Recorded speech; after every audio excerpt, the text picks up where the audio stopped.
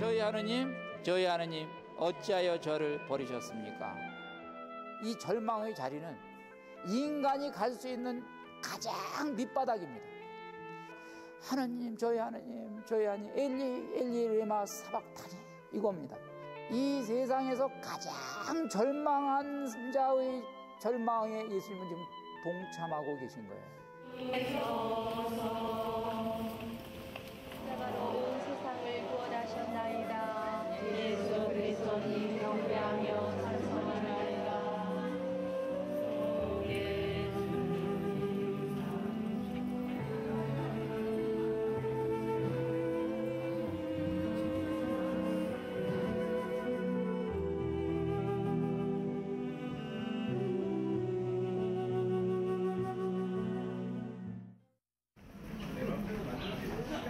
예루살렘 구 시가를 둘러싼 성벽의 남쪽 문을 나서면 곧바로 시온 산길로 접어든다. 해발 800m가 채 안 되는 낮은 산정에 좋기 수백 년의 세월을 겪어냈을 법한 옛 건물들이 빼곡히 들어서 있다. 우리는 그리스도 이전의 시간들을 한 걸음에 뛰어넘듯 다윗 왕의 가묘를 돌아 나와 인근의 한 작은 경당과 마주했다.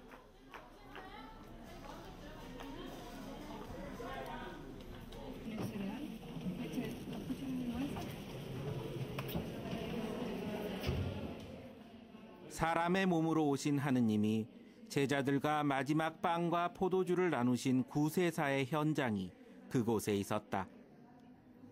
마가의 다락방, 최후의 만찬방이라 불리는 곳이다. 주님이며 스승인 내가 너희 발을 씻었으면 너희도 서로 발을 씻어 주어야 한다. 주님은 여기서 제자들의 발을 씻기셨으나 사도들은 그 참뜻을 알아듣지 못했다.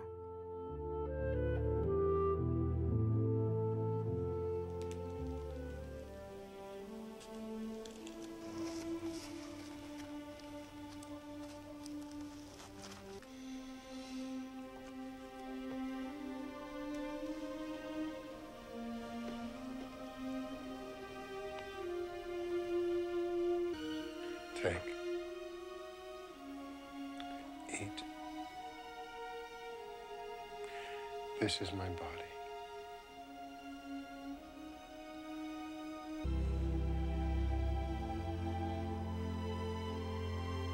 Drink from it. All of you. For this is my blood of the covenant, which is poured out for many for the forgiveness of sins.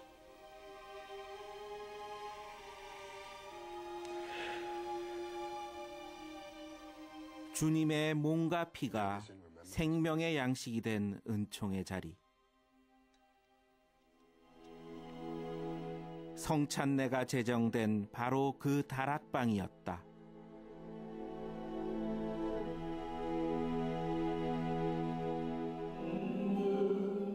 우리는 최후의 만찬 경당 근처 베드로 회계 성당으로 자리를 옮겨서 그날 주님이 정하신 성찬례를 봉헌했다. 최후의 만찬으로 하늘과 땅에 새로운 계약이 선포된 다음 날, 당신의 몸은 바람에 흩어졌고 성혈은 온 땅을 적셨다.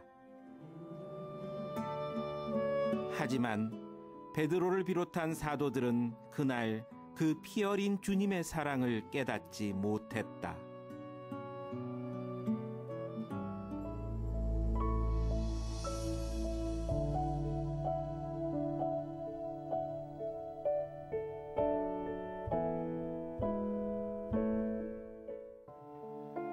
베드로, 가장 사랑받은 주님의 종이자 교회의 반석으로 불림받은 사람. 그런 그가 주님을 3번 부인했다. 짧은 밤이 다 가기 전 새벽닭이 울기 전에 거듭된 배신이었다. 베드로 회개성당, 베드로 눈물성당, 닭울음성당 등 여러 이름으로 불리는 시온의 이 교회는 피울음으로 땅을 치며 뉘우쳤던 초대 교황의 벌거벗은 모습을 증언하고 있다.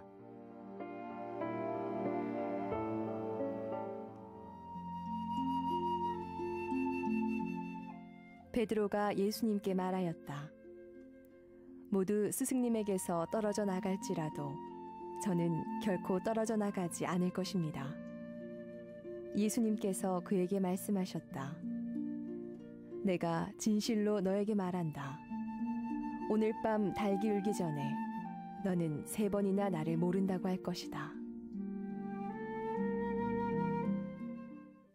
여러분이 앉아 계신 지금 이곳이 아주 역사적으로 유서 깊은 곳입니다. 여러분 입으로 말해보세요. 여기가 어디죠? 베드로 회개 성당 이렇게 되어 있습니다. 베드로가 어디서 회개했어요? 베드로가 어디서 예수님을 배반하고 어디서 회개를 했어요? 가야바의 집에서. 가야바의 집에서 말하자면은 3번 배반했죠. 그러고 이제 바로 그 밖으로 나가가지고 울면서 말하자면 통회를 한 그곳입니다. 그래서 여기가 이제 신빙성이 어느 정도 되는지는 모르겠습니다만은 가야바의 집으로 추정되는 곳입니다. 가야바의 집으로 추정되는 곳을 찾아서 지금 베드로 회개 성당을 지었습니다. 자, 오늘은 저희가 바로 이 베드로 사도를 중심으로 한번 은혜를 받아보겠는데, 베드로 사도를 중심으로 해서 예수님과 우리와의 관계를 한번 이렇게 유추해서 비추어 보겠습니다. 그래서 일단 베드로 사도에게 이렇게 초점을 맞추기 전에 일반적인 사도들과 예수님의 관계를 제가 한번 이렇게 가지고 우리의 관계로 이렇게 묵상을 좀 해보겠습니다. 자, 예수님의 제자들과 예수님과의 관계, 이거는 다른 이 스승을 모셨던 제자들과 그 스승의 관계하고는 격이 달랐어요. 보통 말이죠. 이 스승이 훌륭하면, 보통 스승이 훌륭하면 어떤 일이 생깁니까? 그 스승을 명성을 듣고 전국에서 제자들이 몰려들어가지고 제가 제자가 되고 싶습니다. 저를 제자로 받아주십시오. 이렇게 얘기하죠. 이것이 관례예요. 이 예수님과 제자들의 관계는 희한하게 이 관계가 뒤집혔어요. 그래서 예수님이 한번 요한복음 15장 16절에서 이렇게 얘기하십니다. 자, 여러분 이 92페이지 밑에서 5번째 줄 한번 읽어보십니다.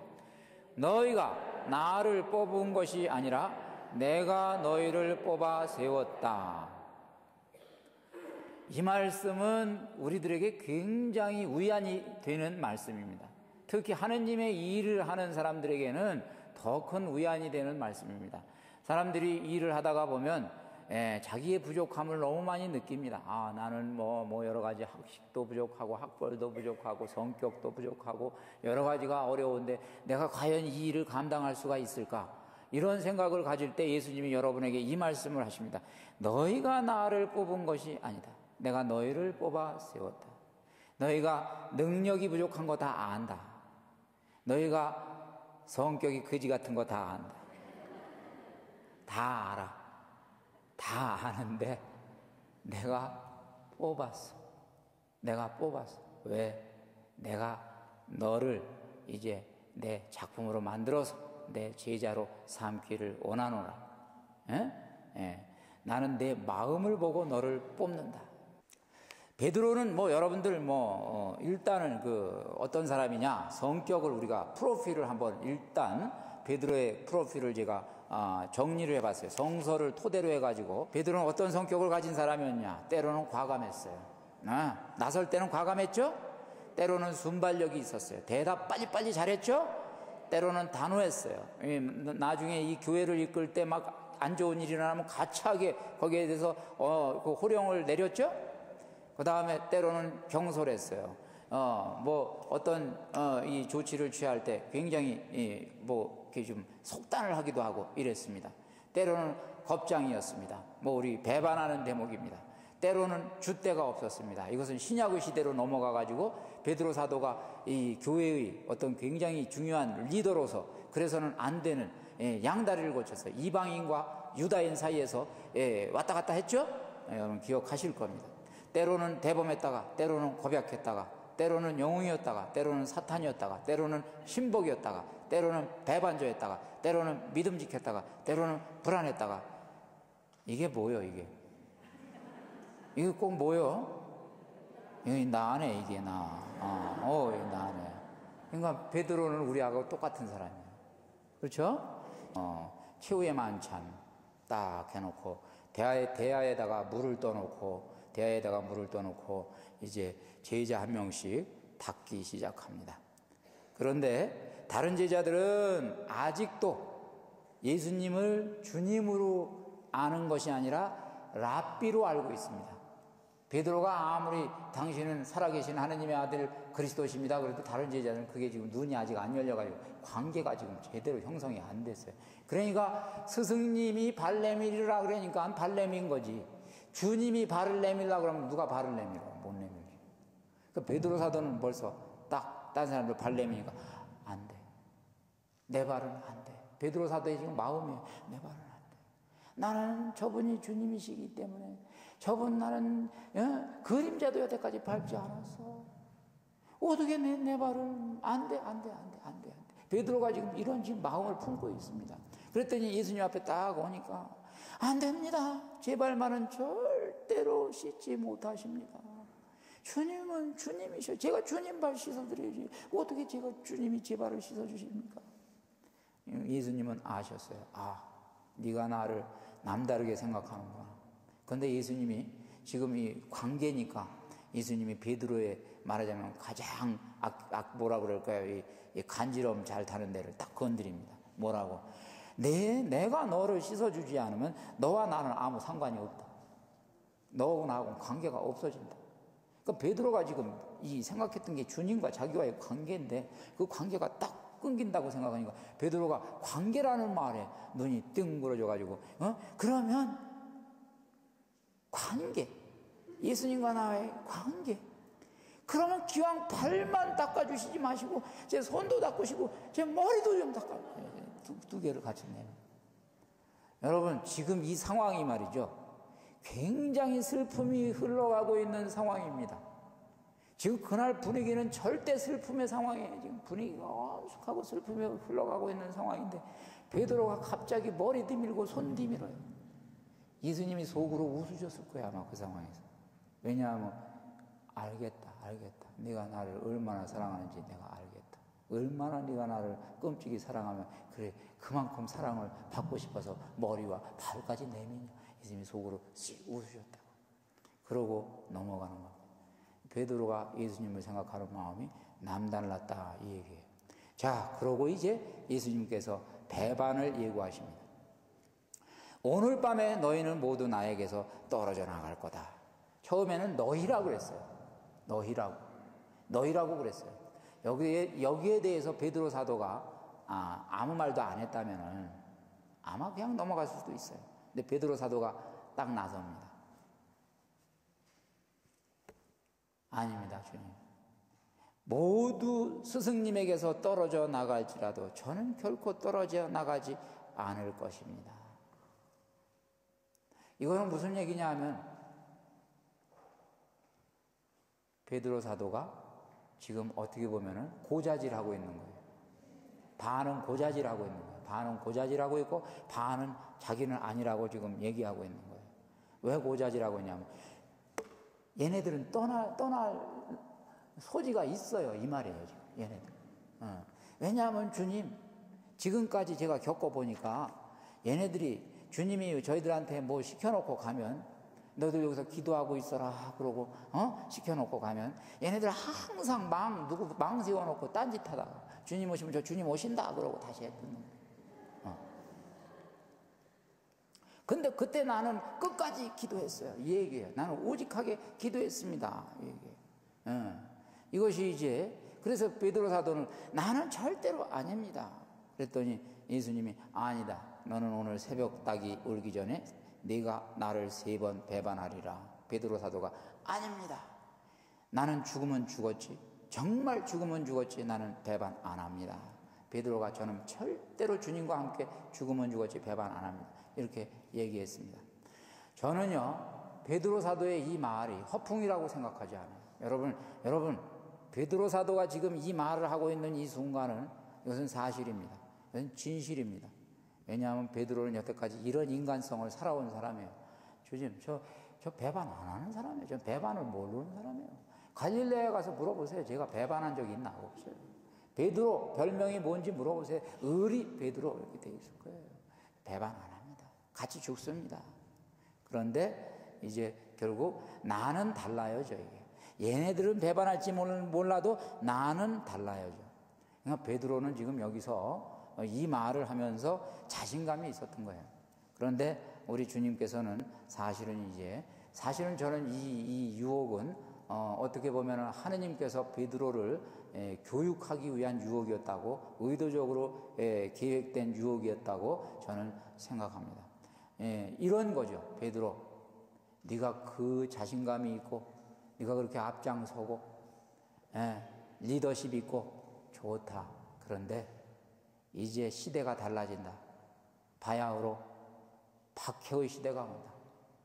이제 총칼이 네 목에다가 들이대지고 이제 그 인간적인 용기만으로는 도저히 감당할 수 없는 시대가 온다. 네가 그걸 감당하려면 지금 네가 가지고 있는 그 자신감으로는 안 돼. 이제 그게 죽고 딴 게 살아나야 돼. 이렇게 된 거예요. 그러니까 이제 결국에 베드로 사도가 가야바의 집에, 지금 이제 나중에 이게 예수님이 잡혔다가 이쪽으로 오시고 제자들은 도망갔다가 가야바의 집, 바로 이 장소입니다. 이 장소에 요한하고 잠입합니다.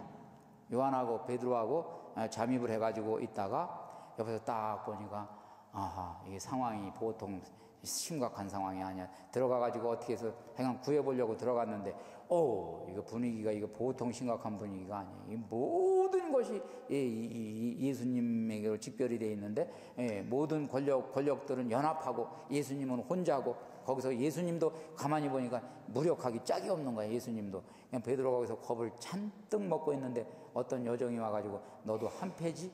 그랬어요. 그랬더니 베드로가 아니야, 나는 몰라. 나 저 양반 몰라. 몰라. 나 몰라. 저기 있어요. 그래서 난 몰라. 그 다음에 이제 두 번째 그리고 세 번째 뭐라 그랬어요? 세 번째는 내가 내 말이 거짓말이라면 내 지금 천벌을 받아도 싸다. 이제 5법까지 해가지면서 그렇게 얘기를 했습니다. 그런데 이제 세 번째 배반을 할 때 닭이 세 번 딱 울고 말이죠. 그 다음에 예수님이 눈빛을 딱 보여줬습니다. 예수님과 베드로가 눈이 마주쳤습니다. 그 눈빛을 여러분들 상상해 보세요. 그럼 예수님의 눈빛은 베드로를 원망하는 눈빛입니까? 알겠느냐? 이 눈빛은. 알겠느냐? 베드로. 아무리 사람이 큰 소리를 쳐도 칼이 목에 들어오면 그때는 생각이 달라지는 것이다. 그래서 베드로는 거기서 허물어졌습니다. 완전히 허물어졌습니다. 그리고 나가서 슬피 울었습니다. This man was with Jesus of Nazareth. You're a liar. I swear I don't know what they're talking about.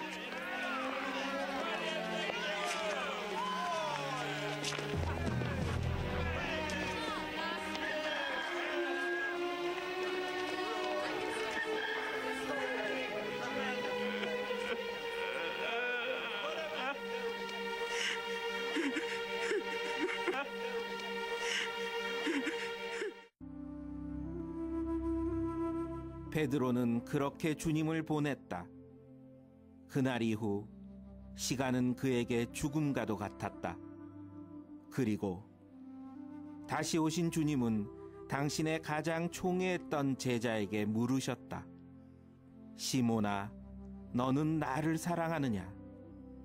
그렇게 3번, 베드로가 당신을 부인한 횟수만큼 주님은 시몬 베드로의 사랑을 거듭 다시 물으셨다.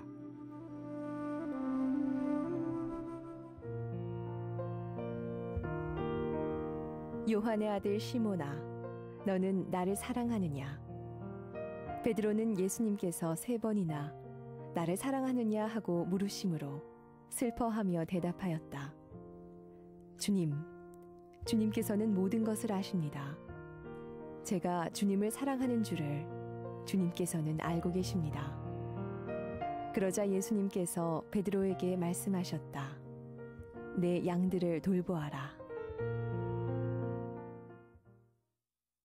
그 회익에 땅을 치면서 슬피 울었는데, 베드로가 그 울은 거는 뭐에 대한 울음이냐면 자기가 믿었던 자기 자신, 그것이 허물어진 거에 대한 자괴감입니다.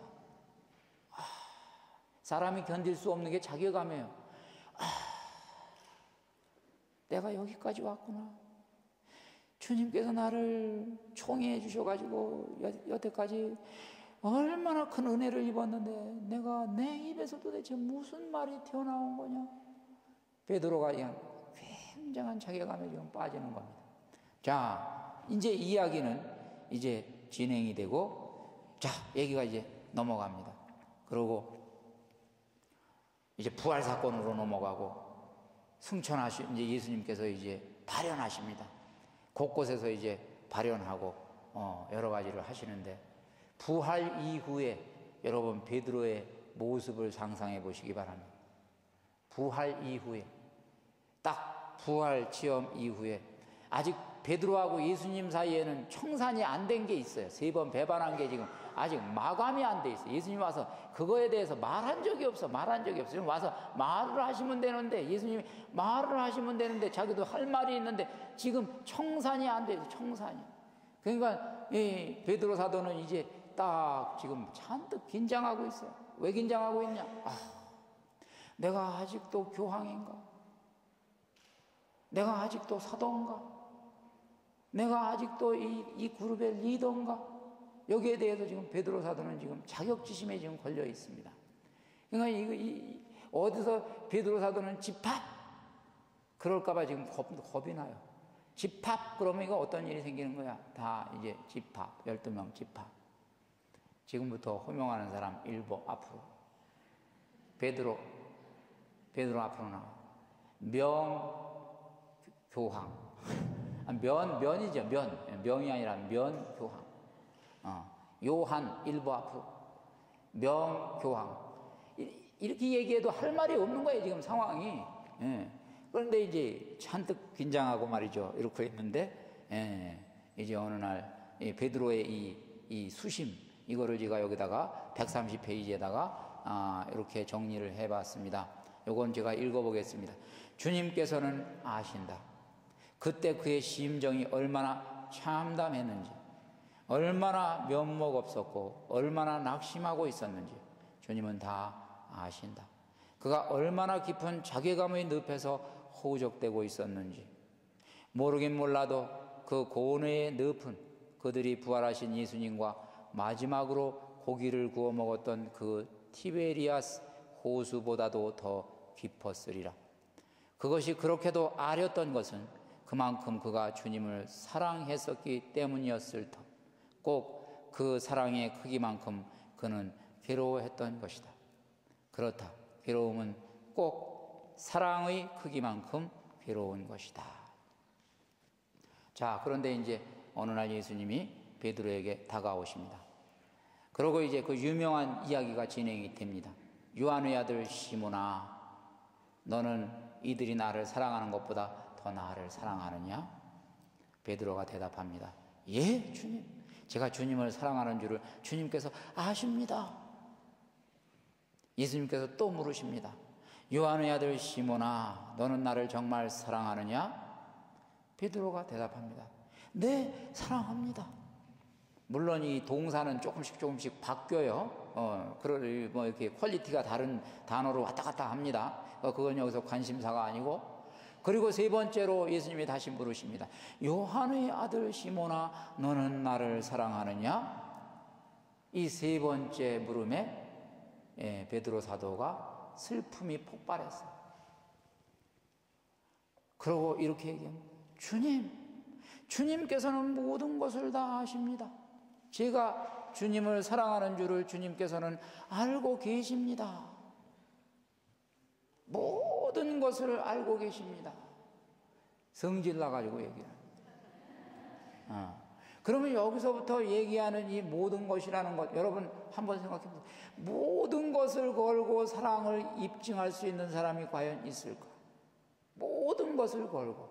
이 이야기는 이게 무슨 얘기냐면 지난 3년간 주님께서 저를 부르셨을 때 제가 주님을 따라 나선 이후에 모든 과정을 주님은 다 보시고 알고 계십니다.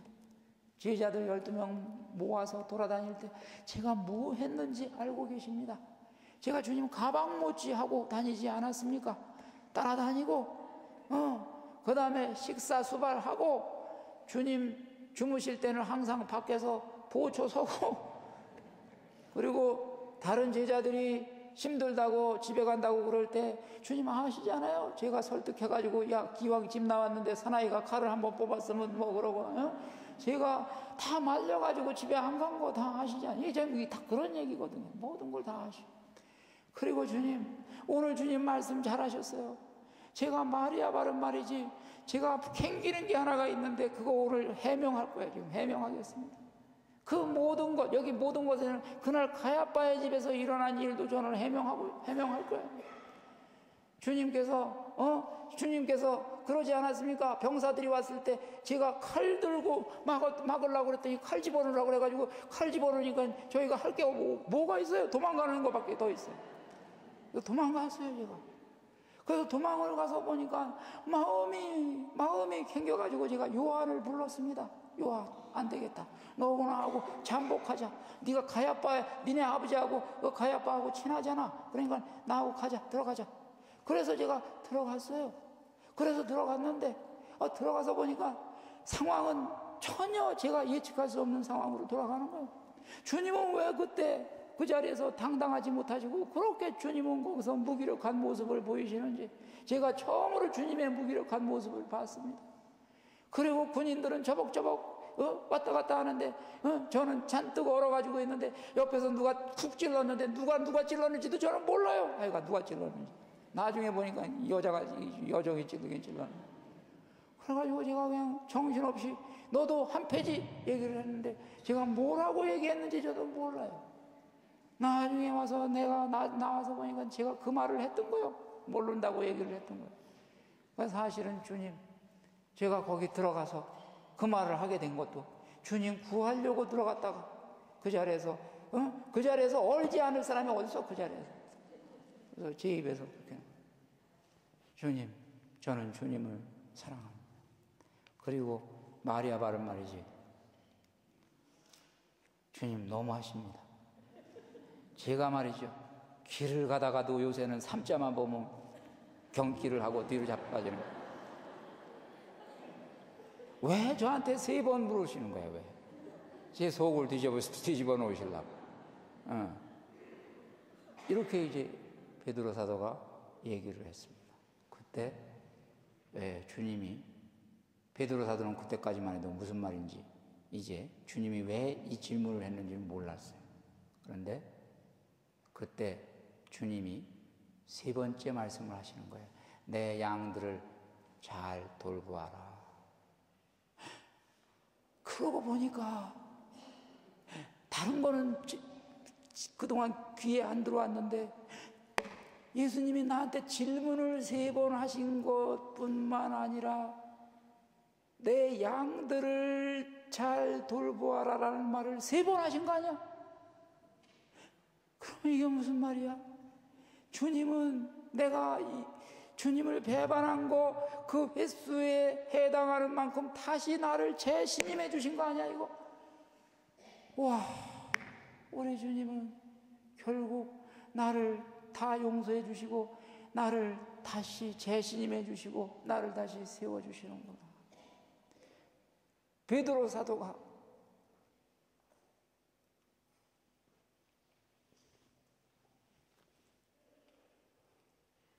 은혜를 받는 거예요. 이 마지막 말을 듣고 베드로의 마음이 어땠을까 여러분 한번 묵상해 보세요. 기가 막힌 반전이 이루어지는 거예요. 자, 이제 그러고서 이제 베드로 사도는 당신에게 이제 모든 정권을 맡겨주신 주님께 충실합니다. 그러고 마지막에 64년 이제 네로 65년이죠. 네로 황제가 대왕할 때 이제 로마에서 그리스도인들을 순교시킬 때 그때 베드로 사도가 내가 이제 물론 뭐 포로가 돼서 사건이 쭉 있는데 베드로 사도가 거기 가가지고 그들을 대표를 해가지고 용기를 주면서 자기가 십자가에서 이제 자발적으로 십자가형을 당합니다. 그것도 거꾸로 여러분 아시죠? 그러면서 아마 죽는 순간에 베드로 사도가 거기서 죽는 순간에 저는 틀림없이 베드로 사도가 이렇게 기도했을 거라고 저는 묵상을 좀 해봤습니다. 주님, 이제 아시겠지요? 제가 주님을 얼마나 사랑하는지. 마지막 부분에서 그 로마 거꾸로 된 십자가에서 돌아가시면서 이래도 주님은 제가 주님을 사랑하겠습니다라고 했을 때 그게 굉장히 감동인 것 같습니다. 그게 바로 감동이었고 저에게는 전율이었습니다. 베드로 사도에 대한 오늘 강의가 앞으로 선생님의 기도와 삶에 어떤 영향을 끼칠 거라고 생각하십니까? 아마 새로운 하나의 제의의 하나의 그 말씀이 될 것 같습니다. 내 말로서 저에게 작용할 것 같습니다. 주님이 시몬에게 물으셨네. 무심한 세상살이 안에서 우리는 너나 없이 주님 잡히신 그날의 베드로로 살았다. 그러나 시몬 베드로의 주님, 우리들의 주님은 언제나 변함없이 우리를 부르고 계셨다. 너는 나를 사랑하느냐? 너는 나를 사랑하느냐? 나는 너를 세상 끝날까지 사랑할 것이다. 너를 향한 내 믿음은 반석과도 같다. 너는 내가 신뢰하고 사랑하는 세상의 빛이다.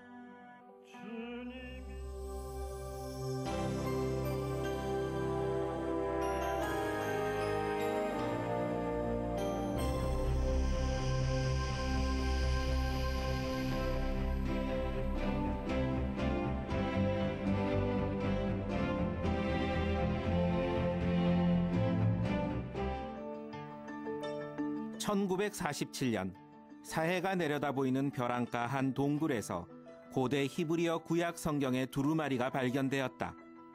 예루살렘에서 1시간 거리, 유다 광야의 끝에 있는 쿰란이란 지역이었다. 당시에 발견된 문서들은 예수님 시대와 그 전후에 쓰여진 것으로 현존하는 가장 오래된 성경 필사본으로 확인되었다.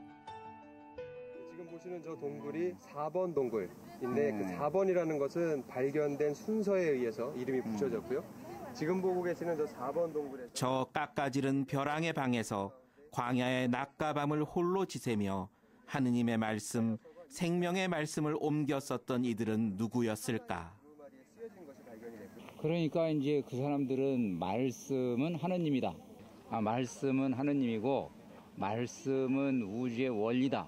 이런 생각을 가지고 있었기 때문에 이 하느님의 이 말씀에 사람이 가피를 할 수가 없죠. 첨삭을 해도 안 되고 그래서 절대적으로 이 어떤 하느님의 임재 내지는 하느님의 어떤 권위를 사람들은 이렇게 존경했던 거죠.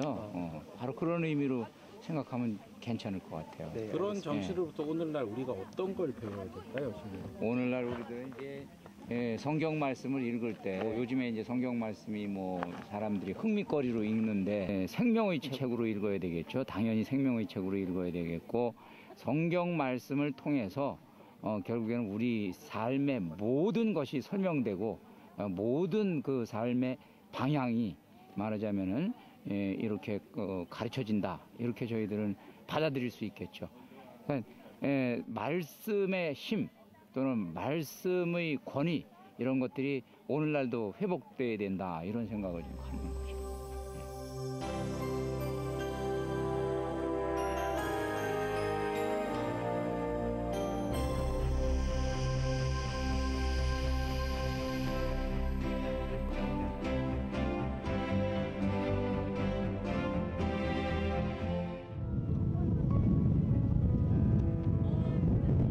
성령은 바람과 함께 온다.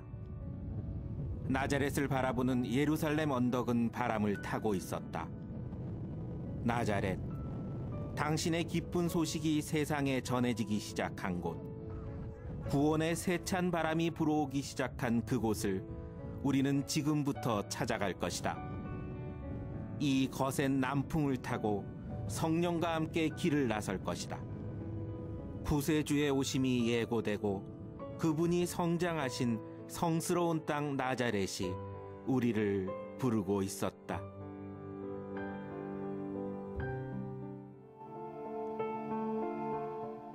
그는 우리의 고통을 짊어졌다.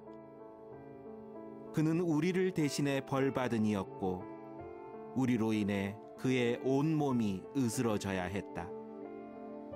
하지만 그가 자신을 속죄의 제물로 내놓아 그를 통하여 하느님의 뜻이 이루어지리라. 구약의 이사야는 메시아의 강림을 이렇게 아프게 예언했었다. 이사야로부터 700년이 지나 원죄 없이 나신 나자렛의 한 여인이 놀라운 소식을 천사로부터 들었다. 구세주의 잉태가 선포된 것이다.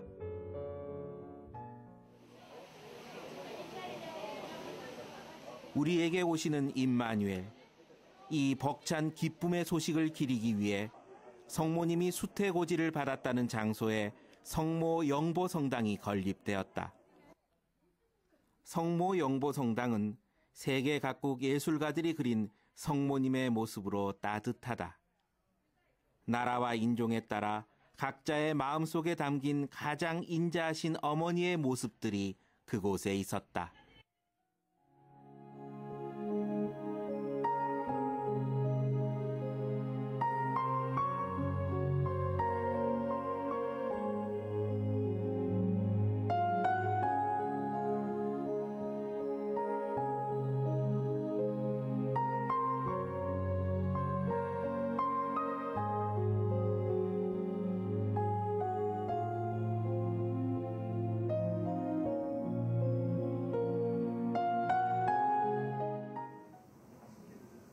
성모 영보 성당 맞은편으로 구세주의 양아버지 요셉 성인을 기리는 성가정 요셉 성당이 바라다 보인다.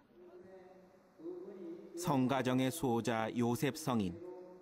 이제 우리는 그분의 성당에서 아주 특별한 맹세를 하기로 했다. 우리네 가시버시들의 새로운 약속, 애틋한 사랑의 언약을 우리는 다시 맺고 싶었다. 지금까지 당신의 헌신적인 사랑에 감사하며 오늘 주님의 은총으로 남은 여생 동안 성가정을 본받아 가족 간의 대화를 자주 하고 가족과 함께 기도를 자주 바침으로써 당신과 가족과 주님 앞에서 약속합니다. 당신을 그리스도의 아들로 더욱 사랑하고 존경하며 가족 간의 대화를 자주 하고 가족과 함께 기도를 자주 바침으로써 가정 생활에 충실하고 주님 앞에서 약속합니다.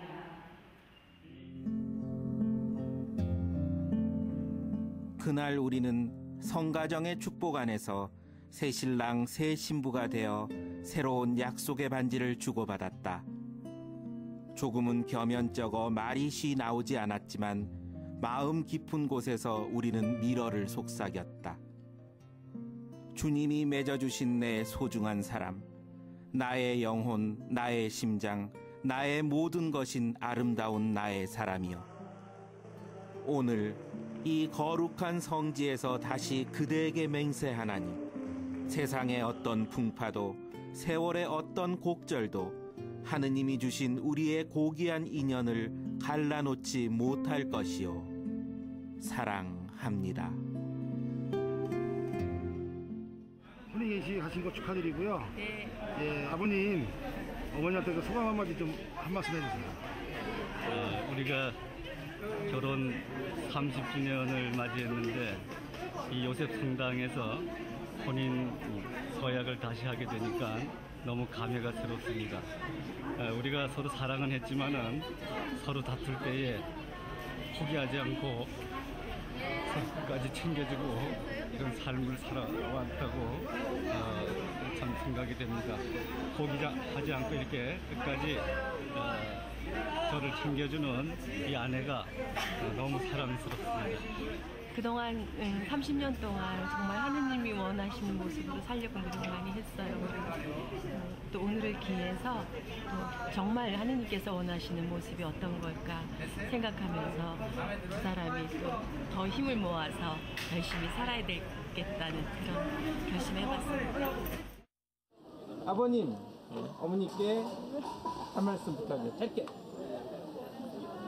네, 고맙습니다. 이런 시간을 주게 되어가지고 감사합니다. 아니, 하느님께 말고 사랑합니다. 다시. 아, 이거 진짜 약해요. 전 이거. 우리 평화롭게 살고 행복하게 살자. 네. 파이팅.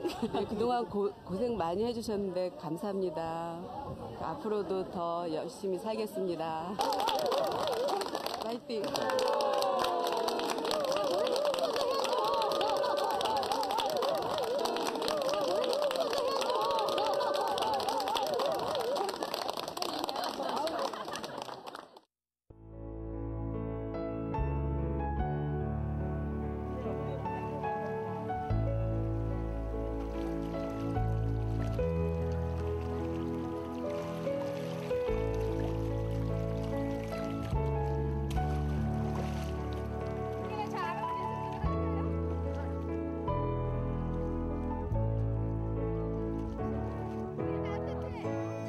마음이 가난한 사람들, 슬퍼하는 사람들, 온유한 사람들, 마음이 가난하다. 이거는 뭐냐 하면 내가 가지고 있는 그 모든 의지까지를 부정하고 하느님께 의지하는 걸 얘기합니다. 믿는 거죠.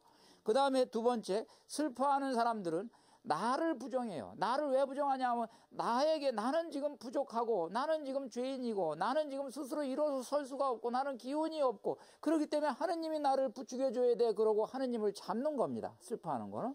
그 다음에 온유한 사람은 내 뜻을 부정하고 하느님의 뜻을 긍정하는 겁니다.